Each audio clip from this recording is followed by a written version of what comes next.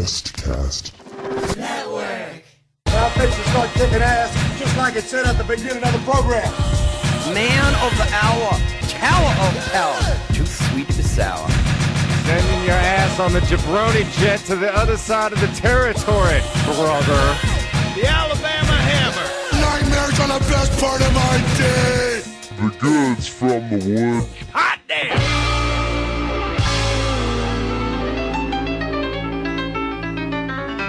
Welcome to the Goods from the Woods. My name is Rivers Langley. Pat Riley. This is a good man of the hour, tower power, too sweet to be sour, body made of twisted steel, supersonic sex appeal. And today we've got a friend in from out of town, from Boston. Jay Geary. How you doing, everyone? The legendary. The legend of Jay Geary. If they ever ask, how did Mr. Goodnight get started doing comedy? The thing Mr. Goodnight always says, Mr. Goodnight got started doing comedy because a friend wanted to do comedy. We went down to the now defunct piece of shit bar in Dorchester, Massachusetts, Emerald Isle, and it was Jay Geary right here is the reason that you got Mr. Goodnight. So the women of the world, thank you, Jay. It was one of those bars where they tell you don't drink anything on tap. Yeah. Yeah, it was horrible. Remember the Irish guy figured out that I was bringing in my own booze?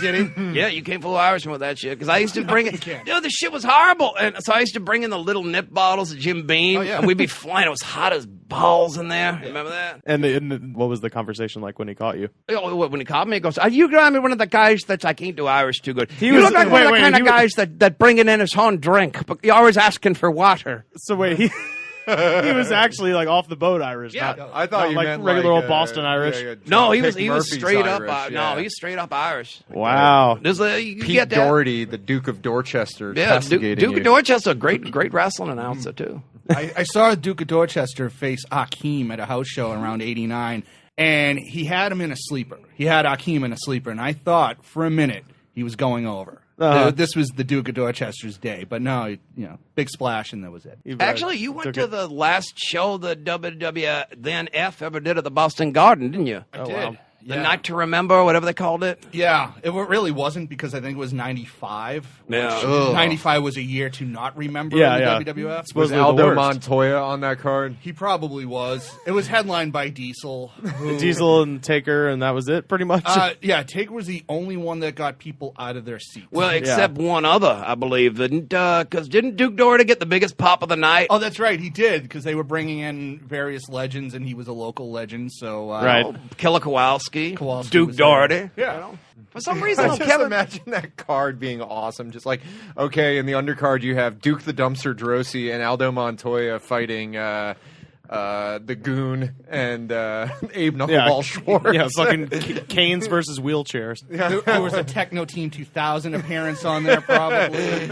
A cameo by Virgil. Face Virgil. Despite being a Boston wrestler, though, back when there weren't too many, though, Kevin Sullivan has never had that kind of cult following up there. Maybe it's because they mainly wrestled in Florida or whatever, but they don't make the same kind of thing out of him. Well, I thought he was from Singapore or wherever he rests his head. Well, he's the Conch Republic. Well, when you chew on the cosmic cookie and go to the Amazon River of your mind, you tell people all kinds of shit. I'm not sure if I totally agree about the Kevin Sullivan not being over in Boston, because I remember having a really hard time finding his action figure at the South Bay Center or Toys R Us. Neighbor Frank is here, by the way. Yeah, Hello, Neighbor Frank. And he just gave us the theme for today. Which That's is right. Action figures. Action figures. Action. Handsome Jimmy like action. She's a witness to the party of an action figure party.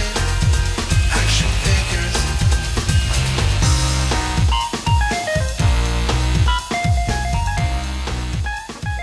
That was my main interest as a child. I never got into the Legos. I think I'm stupider because I didn't play with Legos. Like all the kids who played with Legos, they had greatness from the beginning. I never had the Legos, so Legos is better for your brain. No, I had action figures, specifically Batman, Star Wars, and Jurassic Park. Yeah, I was going to say, did you have the Jurassic Park action figures? Yeah, and the thing was about the Jurassic Park figures, they knew that movie was going to be so fucking huge. They made the action figures before I think anyone even saw the movie. They kind of based them on the book. So, like, Dennis Nedry, who's played in the movie by Wayne Knight. Wayne Knight, yeah, one of the most famous fat men of all time. His action figure, he looks like a badass, and he's not fat. Like, he's like, they had to fatten him up when the movie came out because they were like, oh shit, this guy, we wrote him to be a skinny action figure. So there were like 2 versions of the Nedry action figure. There was one where he was just looked like a normal dude, and there was another one where it just looked like they put a big coat on him or something. Like it just puffed him up a little bit. I was very disappointed about that. Wayne Knight looked a lot like Josh Mostel.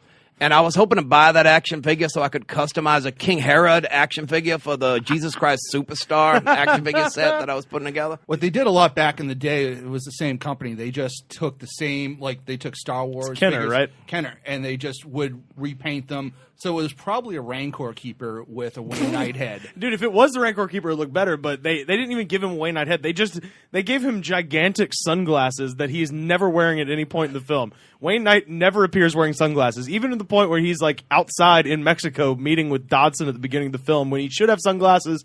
No sunglasses, but when they made the action figure, they're like, no, we'll just give him sunglasses. We don't know how to do anything. Did it come with shaving cream? No, Newman came with a goddamn grappling hook. And I'm like, this motherfucker can't use a grappling hook. There's no goddamn way. Although Newman grappling up Jerry Seinfeld's building would be amazing. He's not climbing up stairs. He's definitely not climbing up a wall. Right, yeah, exactly. Yeah. So it's the fattest Spider-Man on Hollywood Boulevard. But he's probably still packing because, as I think we mentioned on another episode, if you wear a Spider-Man costume, it makes your junk look good. Oh, yeah. Yeah, you notice that? You go to, like, South Bay Center or whatever, or what was it, Good Times or whatever, and they have, like, a Spider-Man there for the kids. He's always packing. So Halloween, folks, wear you Spider-Man because you're going to look like you got some big junk. That's right. Was the Spider-Man at that comic show we went to, Pat? And he was, that's one of the first times I noticed it. I'm like, whoa, Spider-Man got a whole dig dogger going on down there. Downstairs. You know what I'm saying? I will say this, though. Rivers, you mentioned Jurassic Park action figures. Yeah. Jurassic Park line, though, is really about the dinosaurs. Yeah, of course. Yeah. Well, here's the thing, though. Is like when Jurassic Park came out, I was already huge into dinosaurs. It was my favorite thing. So then all of a sudden, one day I'm at a regular movie, and they show a preview for this upcoming movie, Jurassic Park, and it's as if God answered a prayer I didn't know I was praying. Like all of a sudden, my favorite thing was like not just like in a movie, but in the coolest movie ever. You know what I mean? So the stars aligned, it was perfect. So I already had a shitload of dinosaur stuff. So when Jurassic Park came out, I now just had a bunch of dinosaur stuff, and now I had movie stuff on top of that. So I had the smaller, off-brand dinosaurs that were there before Jurassic Park. And then when that came out, I had the T-Rex, and I had the Triceratops and the Stegosaurus, all that shit. That sounds better than the movie that would have been based on my five-year-old obsession. Because I don't think the Joe Montana movie would be as good as the dinosaur movie. Right. Well, you only get to buy the one action figure. Yeah, exactly. Yeah. Well, see, I had a deep hatred towards Russians. And then the trailer for Rocky IV came out, and I'm like, this is my movie. This is the Rocky I've been waiting for. I love James Brown. Now they made a James Brown movie called Rocky IV.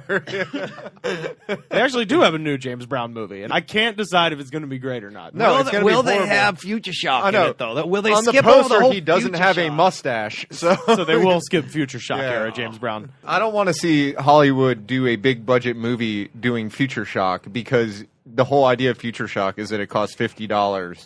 Yeah, but I mean, let's say if you're going to make a movie about James Brown's career, Body Heat really is like the crux of his entire artistic arc. So you have to have that in there. It's true. But yeah, anyway, I had all this stuff, right? And I'm an only child, and I had a lot of free time, and I lived in a very they stopped after perfection, right, Rivers? Exactly. But I lived in a very suburban place. This is nothing you could do in LA, but in Auburn, Alabama, it was fine. I would set up in my front yard all the toys. Basically, I'd have a Stegosaurus hitting the Jeep and knocking it over, and then the T-Rex eating a guy, and then I would just sit there and wait for. And I lived on the wall. I lived on a circle, right? So I would sit there and just wait because everybody used to walk their dogs around the circle where I lived. So I would just wait for someone to walk their dog, and they'd be like, "Hey, I'm having Jurassic Park today." And they go, "What?" And I'm like, "It's gonna be a quarter. Come look at Jurassic Park." And they're like, "Okay." So they give me money, and then I take them around and explain what each thing is. I'm like, "This is a Stegosaurus. He lived during the Jurassic era, and now he's back destroying this Ford Explorer." That is some Ed and Eddie shit, right? And I would take him around, and it was 25 cents for adults, 5 cents for dogs, and 10 cents for kids. And And I did this shit for... Did you serve beer? No, I served my mom's Diet Cokes. I'd sneak in the house and steal my mom's Diet Cokes and sell those for $1 out of a cooler. My mom probably wouldn't have noticed that. What she did notice, though, was that I started taking... She, at great expense, had a rock wall built around her flower bed. And so I started taking these, like, smooth rocks out of the rock wall and with a Sharpie writing Jurassic Park on the rocks, and then I would sell those for $5. Did something ever go horribly wrong? Like one of your tourists got trapped in there and attacked by an action figure, and then, No. God. Bringing out the gimmick table. Yeah, exactly. One thing I never understood about that Jurassic Park, the dinosaurs and action figure line, they was all missing big chunks of skin. Yeah, Remember they had that? Yeah, they had the dino body damage. Yeah, stuff. the dinosaur should be dead. It's got a gaping got a wound. You can giant see his hole. rib cage. Yeah, but I'll just tell you how this ended though. Like that was what busted the whole operation up, was the rocks. I think if I had just been selling the Diet Cokes and the Snackwell cookies that belonged to my mom, they would have not have noticed if it was just the Cokes. But then the rocks from her wall started disappearing, and I was moving rocks, You got all over town. You got a little greedy. Yeah, a little Sounds bit. like he was selling crack. Yeah. But yeah, no, and I ended up selling about 5 or 6 of these rocks, right? And finally What's the I street sold value on that shit? it's about $5 a pop. So I was making a decent living off of just essentially. Who's the rube that buys a rock that Well, says no. Jurassic Park No. on? Because did you write the one letter for every rock? No. Or the I whole would, word? No, I would be like, hey, thank you for visiting Jurassic Park. Would you like a commemorative rock? And the thing is, you're asking the wrong question, Pat. What you're asking is who would be stupid enough to buy this. The real question is, what kind of monster wouldn't buy something from a 6-year-old kid who's being an entrepreneur with his toys and But shit? $5 is a lot of money. In You can buy a 1993, too. $1 Coke Not and for make the kid happy. Not No. for an authentic movie Well, prop. exactly. Yeah, an authentic Some of those Jurassic rocks Park might rock. have actually been like Cretaceous I or something know. like that. They Well, got yeah. fossils in Alabama. Yeah, for sure. So I imagine somebody from Alabama just going into like a gold and silver dollar pawn shop on Pawn Stars and being like, "I got this prop From Jurassic from Park. Jurassic Actually, Rivers, Park." this raises a real question. Did you ever have any young Earth creationists come in there No, and not- take issue with your little Jurassic Park? Not that I know of, but the whole thing went bust when I sold Fran Cronenberg a rock, and Officer Frank Cronenberg. yeah, actually.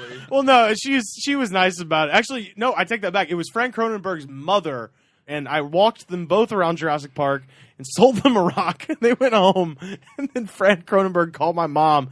It was like, Miss Lang, I just wanted you to know that Rivers made my mother buy a rock from your garden. Do you want it back? Made? I mean, no, she didn't put it like that. She was like, I just wanted you Guilt, to. you understand? I just wanted you to know, Rivers sold my You're mother. a little sociopath. Sold my mother a rock. We should do this now. Like, you can assemble that shit outside. We'll take people on tours for quarter and all that shit. I'm up for it. Jurassic Park, where the giant dinosaurs live again, with all the excitement of the movie. Dino damage! Look for the JP mark only at Jurassic Park.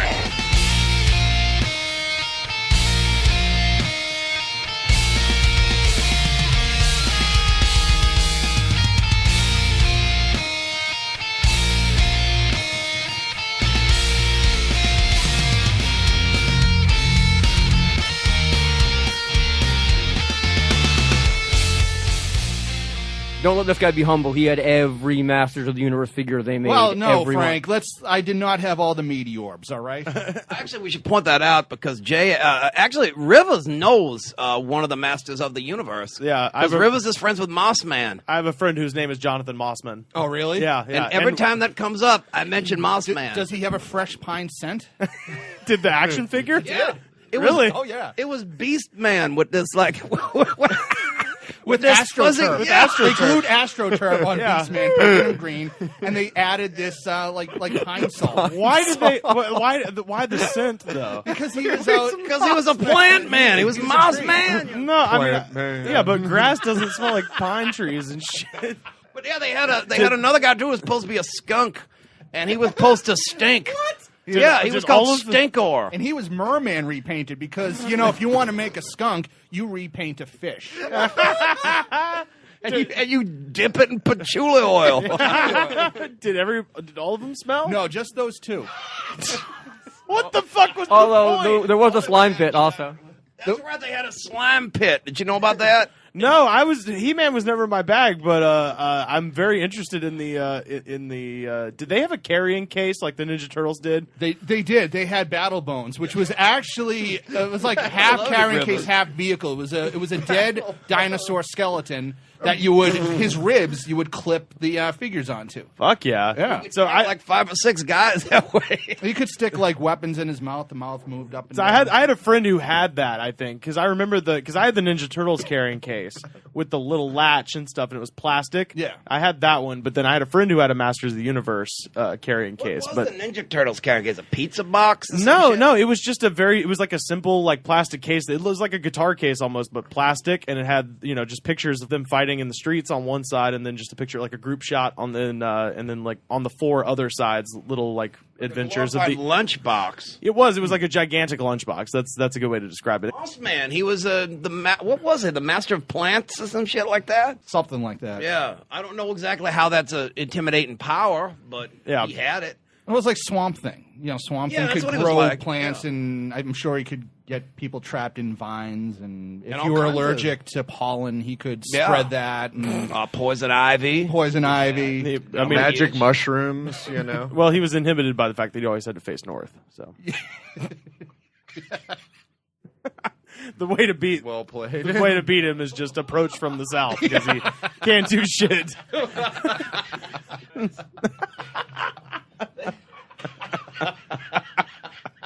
They had a lot of colorful He-Man guys, especially by the end. There was Snout Spout, who was a fireman with a robot elephant head. Yep. There was Ninjor. Capitalizing on the ninja craze of the late 80s, they decided that on this alien planet there was an alien ninja. And he was just a regular guy in a black ninja hood and the whole deal. Yeah. Except for he had the weird Skeletor feet. Yeah, he had monster feet. He had monster feet and monster claws. Okay.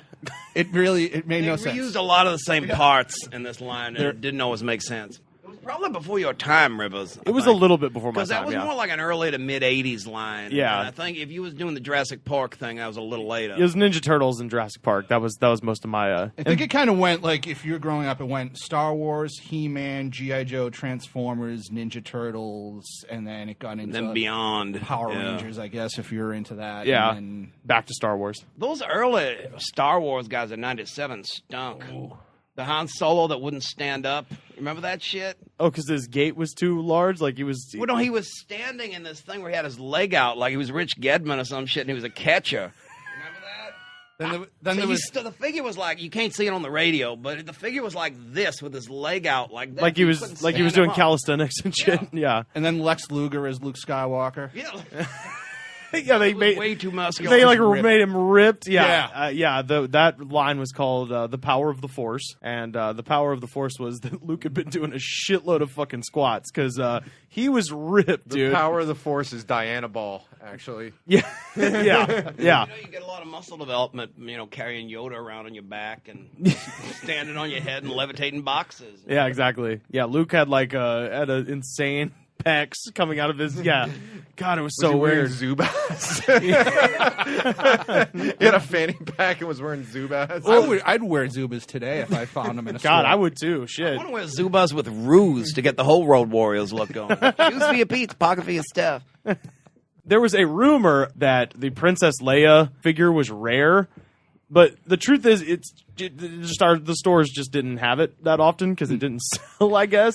Yeah. And Because it had an ugly ass chimp face. That's right, probably yeah, why. her head was like 2 times too Carrie small. Fisher looked at the thing and she's like, I ain't hit on hard times that bad on it. Yeah. But anyway, when I finally found one, I got 2 of them and kept one like in the package thinking, oh, it'll be, and then of course, 3 years ago when I moved out of my parents' house, I was like, oh, I found it. And I was like, maybe. And then I checked eBay. It's like $275. Yeah.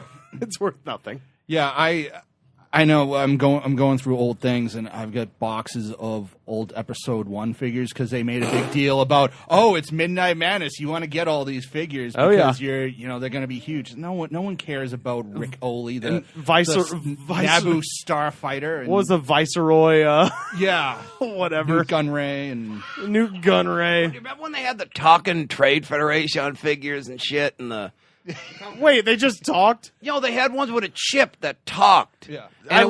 So they understood the problem with their own movie. Yeah. It's like there's too much fucking talking. Because what kid didn't want the Senator Palpatine figure that said things like the Trade Federation has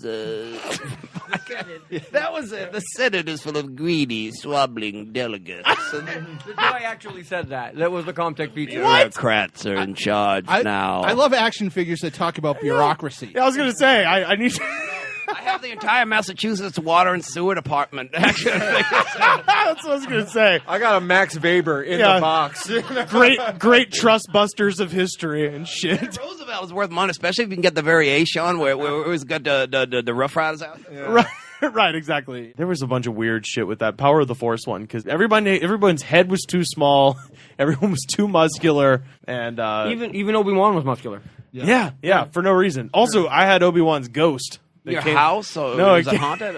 It came in I think it came in a bag of Doritos. Do you remember the Fruit Loops? Do you remember the Fruit Loops tie-in? Well, do they have spoons? No, Fruit Loops had a thing where you could send away to get exclusive Stormtroop, and you take off the mask, and it's Han Solo. Oh, yeah, man, my friend did that. Everybody did it, so they're probably not worth shit. Yeah. Everybody still has a little box and everything. Yeah, no, my friend had one of those, and then, I had the Obi-Wan's ghost. And that was a send-off for, I think it was Doritos or something. No. It was just like blue plastic, right? Yeah, it was just a clear blue plastic Obi-Wan that... if I recall, his arms didn't really move as good as they should have. Yeah, he's a ghost. He's just going to stand there and right, yeah. Watch Lando dance on Endor. Exactly. He's a good dancer too. He's getting down, because he had soul. You just see everyone else had no rhythm, and there's Lando just feeling it, feeling the beat. Exactly. Down. You remember the 12-inch Lando action figure? Rail scale? Yeah. Nobody does Star Wars like the Power of the Force from Kenner. Straight from the new Star Wars Special Edition come the Creature Figure 2-packs. Now you're a sand trooper aboard the massive reptilian Dewback searching for rebel droids on Tatooine. Next, enter Mos Eisley as you and the Jawas command the Ronto. This beast of burden carries a heavy load, but only when it wants to. And waiting beneath the Millennium Falcon, Jabba the Hutt, as Han Solo bargained for your life with this vile gangster. Nobody does Star Wars like the Power of the Force. Right here, Jabba. 2-packs come with exclusive figure. Other figures and vehicles each sold separately from Kenner. Jay, you also had a lot of them. Remember when Hasbro had them WWF action figures? Did you have all of those too? I had most of them. My studio up in Boston, one of my friends does a show, and they just started he just started buying old Hasbro wrestlers off eBay, and now he's putting them up in the studio. Uh-huh. So I'm going through my old ones, and every now and then I'll sneak a new one, and he'll call him, and he's like, Is the Honky Tonk? Did you add the Honky Tonk Man to that set? It's like, yes, I did. They made Honky Tonk Man for that? They did. Was that Rhythm and Blues era Honky Tonk Man? It was, and there was supposed to be a Rhythm and Blues Greg Valentine, and they only made a prototype. And I think by the time it was going to come out, Rhythm and Blues split up, and the Greg Valentine they made was traditional blonde with the shin guard. Yeah, for the only WWE ones I had a Stone Cold Steve Austin that you could press a button on the back and he kicked you in the balls. That one was pretty. The toy did? Yeah. There's probably a lot of lawsuits waiting to happen. We didn't kick the kid in the balls. He kicked the other action figure. Are we talking about Hasbro, WWF? WWE. Oh, I had a ton of those. I had the Stone Cold that would kick you in the nuts, and then I had I think I had the ring that you could pull the ropes back and then launch the guy and stuff. It came with Jim Ross, Ball Kicker, Stone Cold, and then I think Shawn Michaels or something. That was the I had some classic Hasbros. I had some real winners. Yeah. I was a big fan of my Virgil Hasbro. Oh, because it was it referee Virgil? No, it was wrestling superstar Virgil. Wow. In the superstar's a relative term. In the white, well, that's what it says on the banner. White, the one where he wore the won the $1 million belt, Virgil. Does he come with the table he sits at? The little sign where Ted DiBiase's name is misspelled. Virgil with superstar Ted Diabetes. I had the Mountie. I had some really good ones, actually. And Shango? I did have Shango. Yeah, I had the Natural Disasters. Sergeant Slaughter? I did have Sergeant Slaughter. Yeah, the one I loved about the Earthquake one is that it had the tattoo. It had the LSU Tiger tattoo that Earthquake had. Nice. Which I was a huge fan. That became the shark tattoo when he became the shark.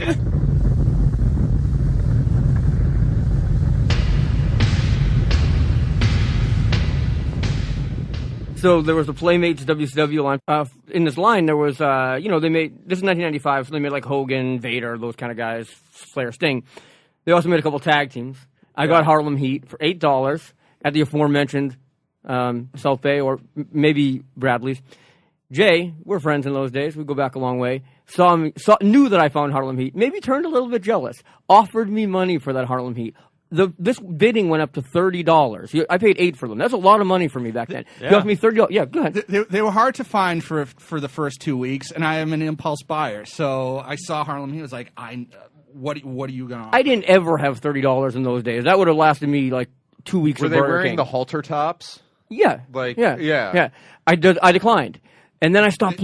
Yeah. I'm sorry, they were not wearing the chains that Colonel Rob Parker wanted to bring them out in. Ole Anderson. So I declined. Adult. And then for a couple years later, whenever I was broke, I regretted not having that $30 that Jay offered me to get them. But a few years after that, and I'm blah, blah, blah years old now and still playing with the toys, I was doing a match that was Ric Flair versus one of Harlem Heat. Out come the Nasty Boys with tissues over their head, Kleenex over their head, because they're wearing Klan robes. So the Nasty Boys come down with Ku Klux Klan robes that are Kleenexes, and the three of them are beating down Harlem Heat, Flair and the Ku Klux Klan Nasty Boys. This is a racial angle. This is heat, right? This is the Attitude Era before its time. Wait, you're doing this at home? With my figures. In my hallway, right? It's like Jim Cornette running Smoky Mountain. Right. So the tissue Nasty Boys, the KKK Nasty Boys and Flair are beating down Harlem Heat. But when Harlem Heat regain control, they beat up Flair and the Nasties. And then one of Harlem Heat takes the Klan robe and he rips up the Klan robe and he goes, I don't want to see no more this. I don't want to see no more this. And he's ripping up the Klan robe. And this became, to this day, no more this. Yeah, remains a catchphrase around these parts. That's how we feel about racism. No more diss. It also factored into Booker T's Hall of Fame induction because I believe it was Booker T that did it. So that no more diss is worth the $30. I'm glad I didn't sell out. I'm glad I stood my ground. If you still want the Harlem Heat and I find them, I would never be able to. And you give me $30, maybe it could still happen. No, I mean, they're worth more than $30 now after no more diss. We're probably looking at 100. As far as WCW stuff goes, this is not necessarily action figure, but they did have a thing called the Bashin' Buddies. Do you know what this is? Oh, yeah, they were the rip-off of the Wrestling Buddies. Right, they were called the Bashin' Buddies, and the whole thing was they had, Sting and Diamond Dallas Page, Goldberg, so you can understand the era this would have been, and so 98, and my friend Ryder got one of Sting, and it was the best thing ever, because you would punch it, and it would go, ow! Then you, punch it somewhere else, it goes, ah, like that, and it made the bop it or something. Yeah, it would make these these horrible noises. But then the best part is you would twist its arm and it would go, ow, you're breaking my left arm, like that. And it was we sat there and just I never laughed that hard ever. We were fucking dying just because you would pull back its leg and go, ow, you're destroying my left leg, like that, and it sounded nothing. It sounded nothing like Sting. All of them sounded the same because we went to the toy store. You'd hit Goldberg. Go, ow! You're crushing my left arm. Goldberg wouldn't have sold that. It can be fun to go to the toy store and just set off the toys that talk. I love doing that. Yeah, shit. because remember the Elmo that was sitting on the toilet? Supposed to teach kids how to take a shit and things like that. You remember that? Remember that? Potty training Elmo, yeah. Yeah, and he'd go, Elmo went in the potty. And that shit. Remember that? It'd even wipe its own ass if you press the right button. Remember that shit? We used to go there and we'd set up all the Elmos taking a shit. It's WCW Bash and Brawlers with Diamond Dallas Page and Sting. Are you ready to bash and brawl? When you wrestle with Bash and Brawlers, they tell you what you're bashing. He smashed my head. Listen. Oh, my God. He knows you're grabbing his nose. Get off my nose. Twist his arm. Oh, my aching arm. Hear him beg when you bend his leg. You're breaking my leg. Bash and Brawlers tell you when you win. 1, 2, 3. Who's next? It's like they're alive. Smashing Brawlers, they tell you what you're bashing. Each sold separately. Why don't you tell the people what you purchased or acquired last time you were out here in L.A.? Was it a Skinner Hasbro figure? Because that's what I wanted when I was a kid. No, this was By the way, I did have the Skinner Hasbro Oh figure. man! And I couldn't buy it anywhere. I gave him wanted it so bad because it was so awful. I needed someone to feud with the Undertaker, so I made him a supernatural swamp monster. like a swamp That's thing. what they were. I can imagine that's what originally what they wanted Skinner to be. They wanted him to be Swamp Thing, and Pat Patterson trying to sell Steve Kern on it, just oh, you'll be covered in grasses, and you have the stuff coming out your mouth. And he's like, can't it just be the Fabs or some shit? Or the Moss Man. Yeah, our Moss Man, exactly. Yeah. But Mattel might have sued over that one. But it would have been it'd be almost like what they did with Festus, where he couldn't fight until they rang the bell. Moss Man could only fight. Well, I don't if remember he that was- episode of Gunsmoke. He could only fight if he was facing north. There was a character called Festus who was they called JR used to go the corn-fed Colossus, and he was just this giant dude who would just literally drool, have half his mouth just hanging open. He would drool. He couldn't fight until the bell rang. Yeah. And so that was his gimmick. So as soon as they rang the bell, they go ding, ding, ding. He would literally start turn both of his arms into propellers. Yeah. And then just Like run Popeye. at like the Popeye. bear claw. Yeah, and he would just destroy whoever. But until the bell rang, he couldn't fight. So eventually, I think the Miz started just kicking his ass before the bell rang, or he would steal the bell. Yeah, I think it was Miz and Morrison. Maybe I think someone had the bright idea: go outside the ring and ring the bell. So Festus just stands there. Yeah, like he would just stop. And then later they changed his gimmick to Luke Gallows, and his explanation was that he was on pills. Well, although I believe, Jay, you were saying about this leading up to something incriminating here. First of all, don't pin this all on me, Frank. This was a group effort, but we all contributed. We were at where was this? Was it Redondo Beach Arcade. Redondo Beach Arcade, and where everything happens in all my stores. So we're trying to. So we're looking at the various prizes they offer if you That get knows enough what it tickets. is. And one thing caught my eye. It was a doll. It was a 12-inch action figure, I guess, of Dennis Miller. It was a talking Dennis Miller, full of witty political humor from circa 2003. Oh my God! So I was going to make the joke that he was just Muslim people are the problem with, but it was real. Yeah, that's pretty much what it It does. was There's one. I don't know what makes the Palestinians tick other than the bombs they strap to their chest. Jesus It fucking says shit like Christ. that. That's ridiculous. You know, the French might as well gas up the dinghy and go fishing with Fredo because they are dead to me. So it was a doll that probably retailed for about $20 maybe, and because it's a prize, you have to lose a lot of games at skee-ball and all that. So it probably for a $20 toy, we spent probably close to $50 maybe. And you probably could have got on the internet for $3. Oh yeah, no, it's probably you could probably go on eBay. It's the principle. It's about the victory. It's a major award. Now, I hear some in the pro-choice movement decrying our use of preemptive warfare against terrorism. Hey, if it helps you get your head around it, don't think of it as warfare. Think of it as us choosing to abort terrorists. It makes it up there with the other legendary overspent things, like the Dusty Rhodes Hasbro figure that Frank won at Fun Spot, or the Ultimate Warrior that also won playing skee ball at Fun Spot. Sometimes when you win it, it doesn't matter if it costs more because it was an adventure. It was a big leap of faith that Dennis Miller would work at all. I mean, we won a talking Donald Trump once. It literally said you're fired once and it stopped talking. But this Dennis Miller, unfortunately, does still talk. Even though it hadn't, even Busters, we won that. Even though this Dennis Miller hadn't been touched in 10 years, it does still talk. But Jay, you've changed. Real Dennis Miller. You've changed your ways, right? You're not going to make that mistake again, are you?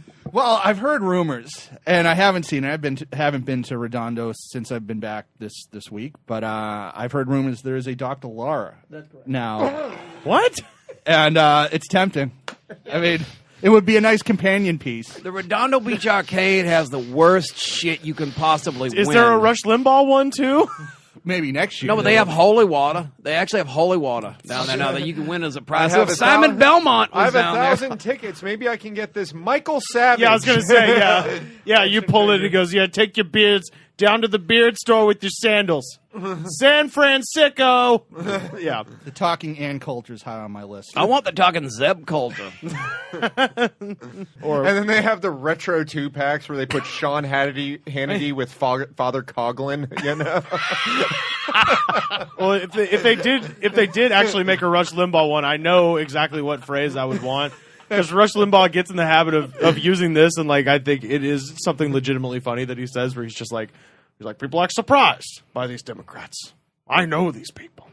I know them like every inch of my glorious naked body. The music videos. Obviously, great minds think alike. Where I come from, we have a name for this trash. Peekaboo. There's a lot of, 1994 lives all over again right here. Right now at Disgraceland. Between this and Plant Man and Jurassic Park. Yeah, dude. Travel back to the 90s. And Virgil. Virgil. How do you spell man? Virgil. Remember when Piper restored the manhood of Virgil like that? The dignity of Virgil after all those years. Because Ted DiBiase had enough money that he could contravene the 13th Amendment. Piper changed that around, restored the self-confidence of Virgil. I mean, it took a fake Scottish Canadian to do that. Yeah. And then he became Vincent and was one of the NWO jobbers. Not to mention Curly Bill. The West Texas redneck. And Shane. You remember the time the three of us was in a Walmart? And I think I had my hat on. And I think one of y'all put on the toy cowboy hats. And we're looking at ourselves in the mirror. And we thought we looked great. And then Frank goes, rap is crap. Yeah, that killed the mood, all right. As long as I get to be Bobby Duncombe Jr., I don't care.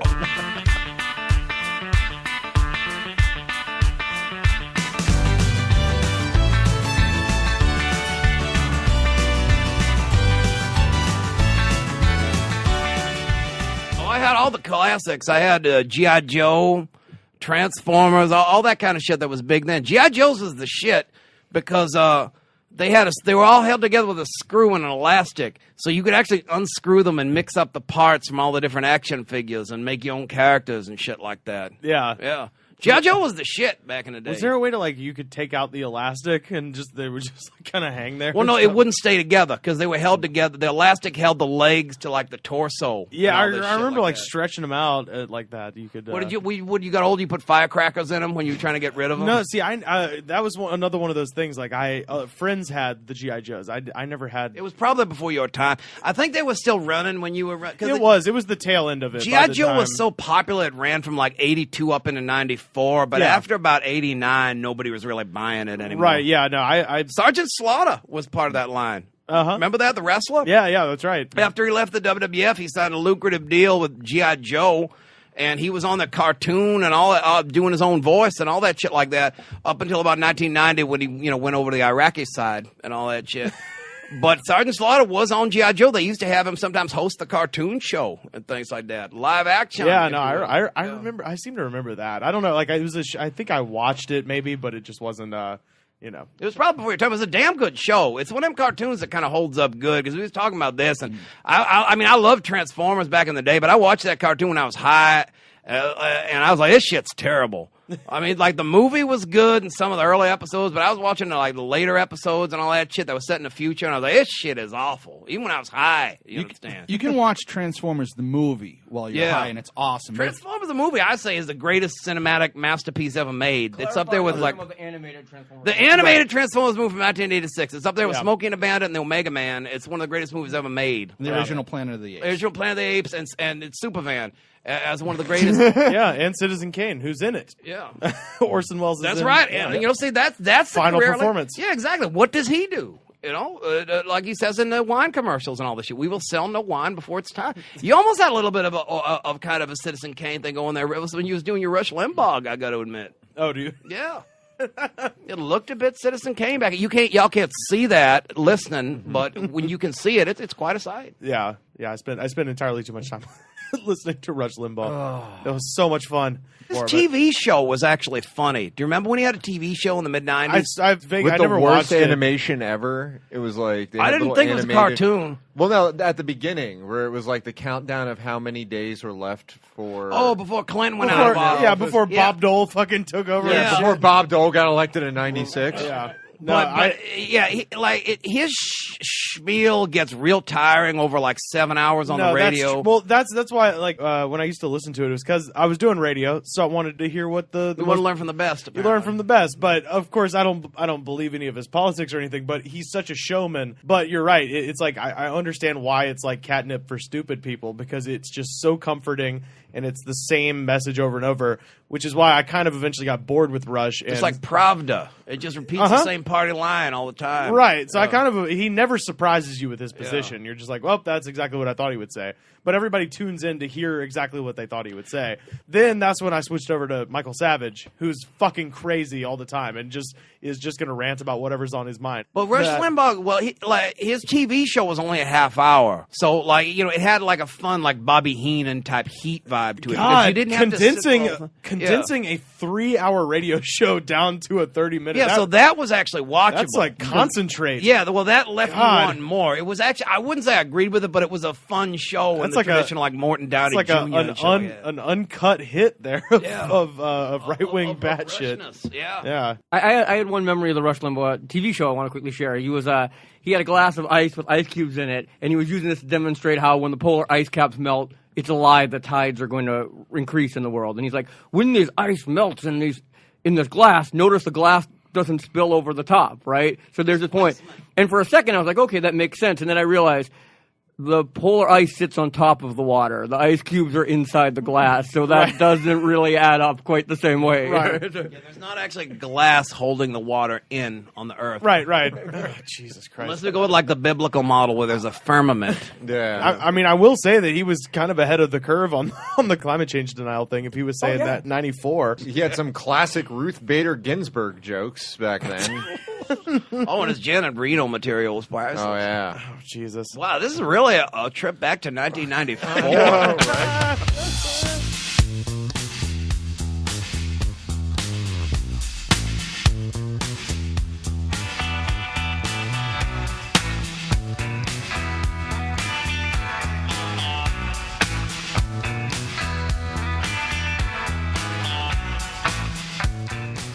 They used to have the Sears Wish Book for Christmas. Yeah, I used to like a lingerie section of that.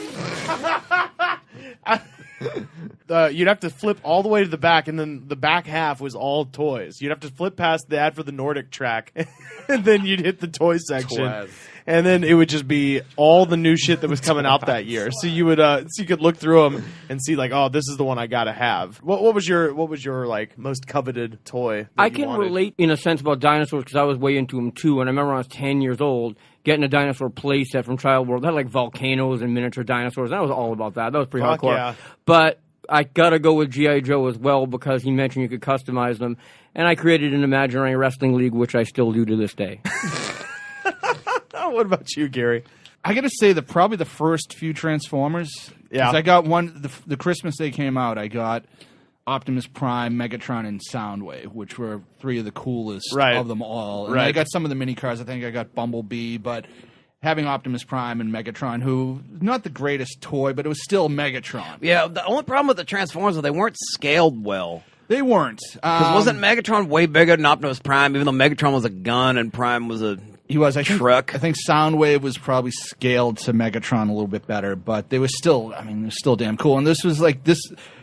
Transformers now is kind of old hat. Everyone, they're just everywhere. But back then, this was the first time. Oh, that shit was mind blowing when it came out. This robot is now a truck.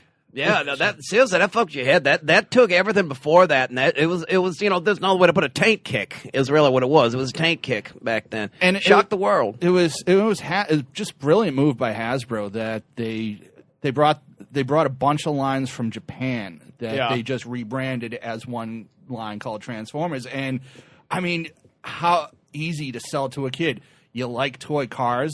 You like robots? Yeah. Here's both. Boom. Yeah, perfect. And they gave him a good cartoon, They which did. is what gave that the edge over GoBots and things like that. Pat? Was yours just a football? No, because I was really into starting lineups. Oh, baseball. I was not a comic books person. I was a baseball cards person, but I did enjoy my action figures. So I was big into the WWF Hasbro ones, and I was huge into starting lineups, which were little figures of. They were just baseball players. Originally baseball players, and they went to football, then they went to basketball, then they went to hockey. And the first year they came out, there were I was in Northern California at the time, and we would always get like all the really crappy ones, like Candy Maldonado and, just random players, Steve Sachs, I really wanted the Jose Canseco. You could not get the Jose Canseco anywhere. You could get tons of Gary Carters, you could get tons of all those other things, but you couldn't get Jose Canseco. And the thing was that the rumor was that the Jose Canseco was really valuable, and everybody just got the Jose Canseco because it was really valuable, because at the time anything involving Jose Canseco was amazing. Like, we all remember Bo, but at the same time there was a creation of Jose Canseco being like kind of number 2 in there. He was all jacked. Exactly. He was under the radar. Like, there was like the sports stars ones, the Michael Jordan, Wayne Gretzky, Bo Jackson, but right underneath that you had Canseco because he was jacked, and there was like a baseball card with him without his shirt on, and the ladies loved that one. It was just like, I think he was dating Madonna at the time. I think he fucked Miss Crabobbable. Yeah, something on like The Simpsons. I think he did. Probable. I couldn't remember her name. The one from Bob Newhart show. So there was the big hunt for Jose Canseco, and we went to drugstores. We went to KB Toys. Well, you're going to find Jose Canseco at a drugstore. Yeah.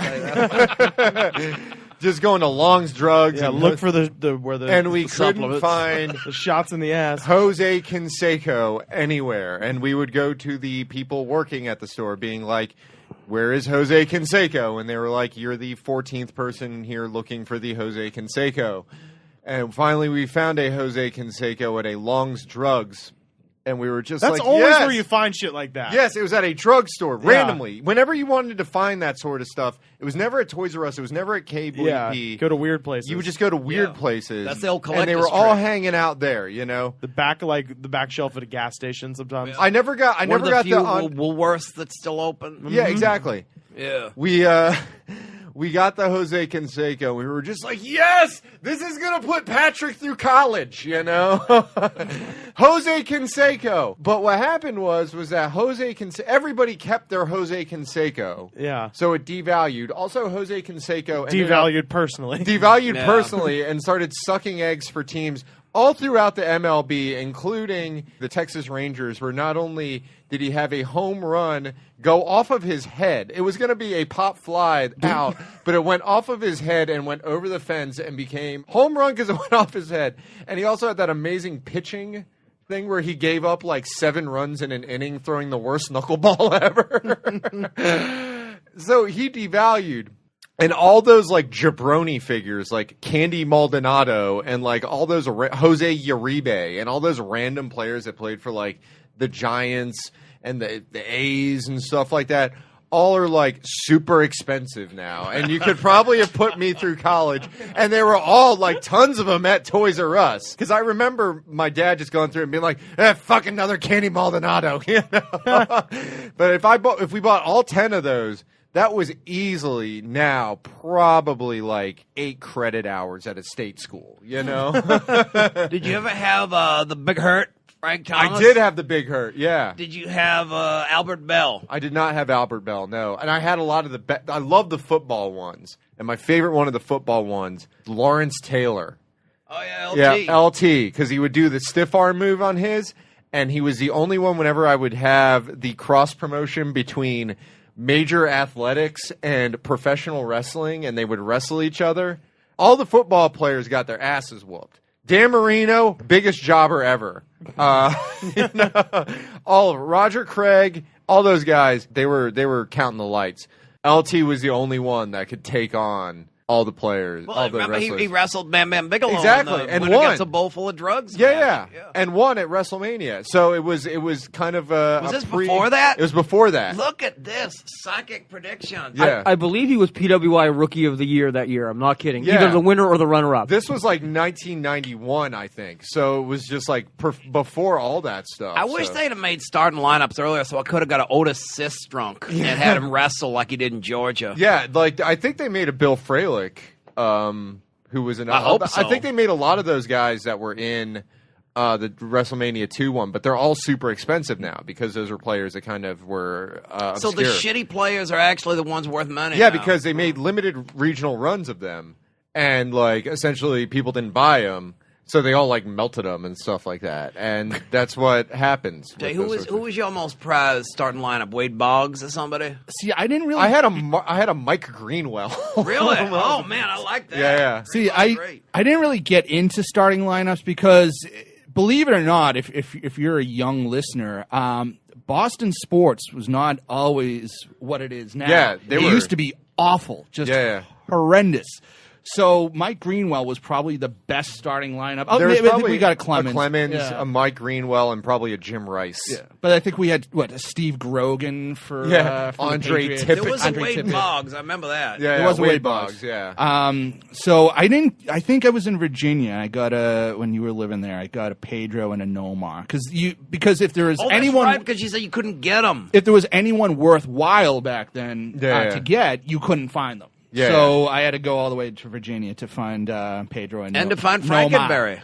And Frankenberry. Because remember that? Because they're only selling Frankenberry there. Frankenberry is very hard to find. Well, that's why he bought like duffel bags just to get all the Go Frankenberry. to the South. They have tons of Frankenberry. No, that's what Jay did. It became a rarity because I used to be able to get it whenever I wanted in Alabama. And then one day, it was just what Boo was Bear it? and Count Chocolate. That was Dollar, it. Family Dollar, or one of those had it. Yeah. And Jay comes Dollar down and General. is like, well, they got Frankenberry. So he brings a lot of Frankenberry with him when he traveled back. What happened was He had to take a train because if he flew, the flame wouldn't have got off with all the Frankenberry he had. Every strip shopping center in the South. Dude, I was just about to say, no, it's no longer that. You know what? Dollar General has become like the store in most towns. If you go back Really? down south and like just drive through like the country, you'll go through the town and there's no town left. It's just one big ass Dollar General that sells everything. I thought it would be like there was always a Dollar General, a Cato. What the fuck was Kato? I remember it, but I've never been in one. Like it was like a Lane Bryant, but like a redneck Lane Bryant. it was like a Dollar General, a Cato, and a Revco drugs or something. Yeah, like or Rexall. Rexall, yeah, Rite Aid, or yeah. Eckerd or something like that. Oh God! And then if it was a good town, it'd have Bargain Town. it would USA. have a goodies. Oh fuck, goodies! God damn it! I haven't thought about goodies in fucking forever.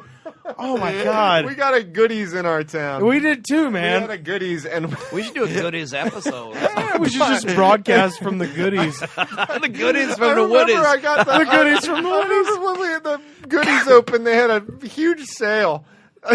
They had a huge, great opening sale, and my mom, I goaded my mom into buying me the ugliest carpenter Paco jorts.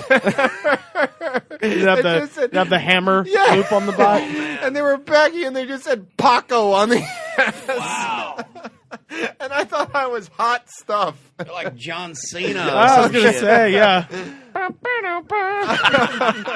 Wow, did we get off topic? Oh boy. Frankenberry. It was all. Yeah, but the thing is, Jay brought so much. He brought so much Frankenberry with him. and Booberry because And Boo Bear. the only thing we had in Boston, Massachusetts was Count Chocula. But so here's the thing: I go home with like bags. I probably like 10 boxes of each because I'm never going to see these again. And probably that year, the next year is when they started to sell all 3 of the monster cereals around Halloween. Yeah. Which is what it is now. Like every Halloween, you go into a shit, Target. they even brought back Yummy Mummy and Fruit Brute. And Fruit Brute. Yeah. So now I still have 20 boxes of Frankenberry Blueberry from Virginia from about 10 years ago. How long do they stay? Like, I know Yummy Mummy stays good probably for millennia or something like that if you keep it in a dry place. But how long do those stay good? I'm not going to risk it. I'll trade you 5 Mark McGuire Wheaties boxes. Mark McGuire starting to line up for it. I have a few beanies I could trade for it. Maybe Y2K was 2015, and you have all the blueberry that you need. Beanie Baby. Wait a minute, that's not Peach, that's Garcia. Remember when Don West sold Beanie Babies? Actually, since we're talking about the 90s, I don't know if you remember this, Rivers, but you probably know Don West as the TNA announcer. Right. But during the 90s, he was a shop-at-home guy who We sold... talked about we talked about the knives, and then there was the baseball cards and the Beanie Babies. Rookie, Jim at 10, and we're giving it to you, Mitt. guaranteed a Griffey, a Sosa, or a McGuire rookie card. This is like having your own Babe Ruth Bat and the Bambina. This is the greatest dream store ever. Who's the daddy? Royal the Elephant. What was the Shamrock Beanie Baby? Oh, Aaron. Yeah. Aaron the Bear. And the thing there was, all right. There was a Princess Diana. There was Princess Aaron. Princess. But there was Jerry Garcia. There was a short limited edition Jerry Garcia bear. Yeah. Then they lost the license, so it just became a tie-dye bear that was called Peace. Why yeah. they didn't do a Superstar Graham one, I don't know. Yeah, but they just had one called Peace. And so what they would always do was this bait and switch where they thought they were selling Peace, and then in the middle of it, Don would go, Wait a minute, that's not Peace, that's Garcia! Folks, if you call in right now, I can't guarantee, but you might actually get Garcia instead of Peace. Could they do that legally? They did all kinds of this. There's a reason they ain't on the air no more. There's a reason they ain't on the air no more. Remember the time they if you're only going to buy one, if you're only going to buy one, because they try to get you to buy more than one, if you're only going to buy one, you are dead. I mean, your pulse isn't working. Remember the time Kenny? We'll kill you. There was a second guy called Kenny who would just yell in over the phone the whole time, along with Don. Yeah, he was the guy that he was Kenny Golden. He was like the dealer. He was the dealer. Yeah. He also got arrested for selling facsimile and counterfeit. Tiger Woods. Yeah, they got sued. Yeah. They got sued. But he used to call in and he'd be yelling, like, if you don't want to make, he sounded like Vince Russo. If you don't want to make $10,000, that's fine. Don't get the Tiger. Golly bum gang, Tiger Woods. That's what brought him down. They had a Tiger Woods. They were selling it for $4,000. This is not peanuts. $4,000 is a lot of money. They're selling a Tiger Woods for $4,000 that I think was facsimile. And they would have bogus stats that it had sold for $100,000. And Kenny would be yelling in on the phone saying, if you don't want to make $96,000, then fine. So like I say, there's a reason they ain't You on TV can no swim in that money. You can literally, gang, you can swim in them. And he would like jump. Scrooge McDuck. Like Scrooge McDuck, but without the nephews. But then they had the other guy, Odell. We got some Biggins here. He had this obsession with Scott Freudian with Biggins. Okay. No. And he had the other fellow with him, Sean Leffler. And that's the fellow that has that meme or meme or meum, whatever they're called on the internet. Yeah, where he's got the samurai sword. Oh, and it breaks and it slices on his arm? That's the other guy. That's Sean Leffler. He used to be with Odell. Because you notice when he breaks his arm, Odell's in the back like, well, we got some bacon. My favorite moment is there's like a beat where it just cuts to the rotating showcase offset of the samurai sword. And you just hear the commotion in the background and like it's a very serious injury. Why was he whacking the counter with that thing? He was like, this is double reinforced steel. This is bang. This is not going to break. Bang. There's no way. You can hit it as many times as you bang. And then it, and it snaps. He's just like, and then it cuts to the rotating showcase. And then you just hear like, oh, God. Yeah, it was almost like Lupo the Butcher. No, it was bad. Oh my God. We got the Jose Canseco starting lineup. 10-6. Canseco. Gang, if you call right now, you might get Carlos Alomar. What is this? Jose, you can pay for Patrick's college education. We're the jobber ones. That's the one they could be selling now. Carney Lansford and Tari Steinbach. He could, because this is Don West. I mean, shit. He'd go ape shit enough about Peace the Bear, for fuck's sake. Garcia.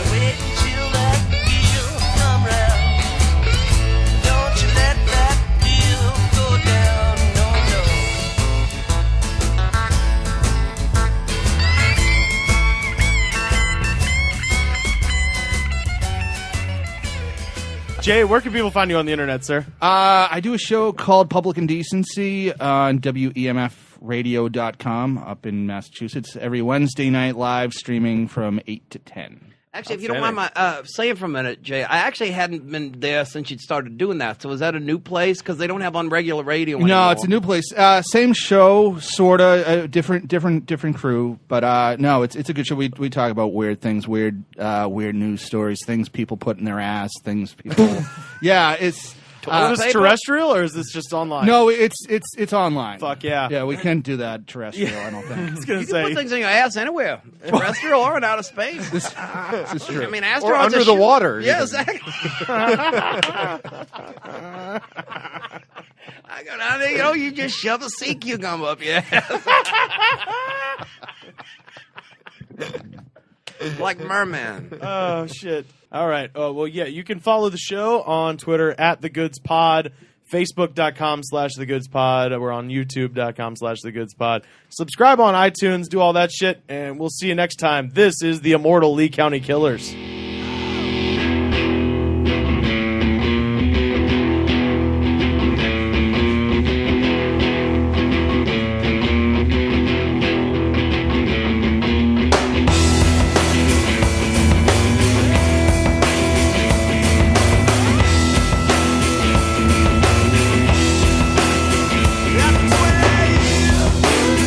I had no fun.